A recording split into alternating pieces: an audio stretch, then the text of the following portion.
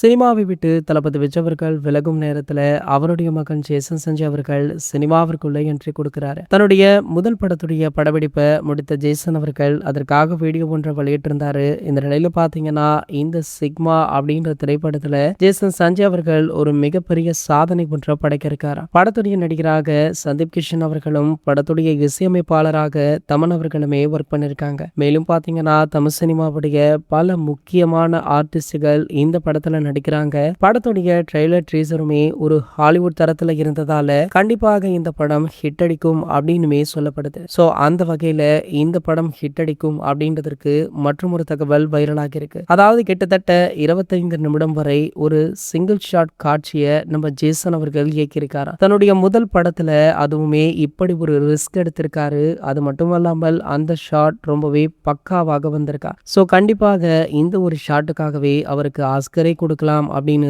படத்துல ஒர்க் பண்ண பலருமே தற்போது பேட்டி கொடுத்துட்டும் இருக்காங்க. இந்த படத்தை இந்த ஆண்டு சம்மர்ல ரிலீஸ் பண்ண பிளான் போட்டிருக்காங்க. அதே சம்மர்ல தான் சூப்பர் ஸ்டாருடைய ஜெயிலர் 2 திரைப்படமுமே ரிலீஸ் ஆகுது. இருந்தாலும் பரவாயில்ல அப்படின்னு செம்ம கட்ஸாக நம்ம ஜேசன் அவர்கள் எடுத்துள்ள இந்த முடிவு தளபதி ரசிகர்கள் மத்தியில நல்ல வரவேற்பை பெற்றிருக்கு. இது போன்ற செய்திகளை பத்தி நீங்க உடனே தெரிஞ்சுக்க நம்மளுடைய சேனலை மறக்காம சப்ஸ்கிரைப் பண்ணிக்கோங்க.